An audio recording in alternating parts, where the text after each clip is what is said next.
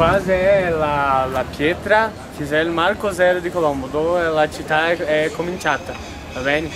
I migranti hanno cominciato questa strada che oggi si chiama la strada Rua 15 di novembre, 15 di novembre, che è stata la stessa di 130 anni in Rio, quando i migranti sono arrivati qui.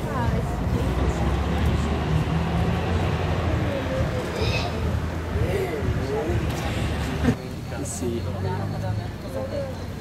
Deve essere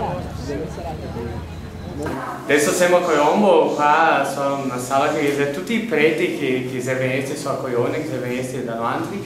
Qua c'è il Francesco Bonato, di Oliero, Valstagna, Pietro Cobalchini, Bassano, che dopo è andato a Rio Grande do Sul, Nova Bassano, qua c'è lo stesso Francesco Bonato, Macagna, Palma, Ghiadoni, Panfili e Alberto Casavecchia, che è il nome della nostra associazione italiana qua, della città di Colombo. Questi sono stati i primi preti che si sono venuti da noi.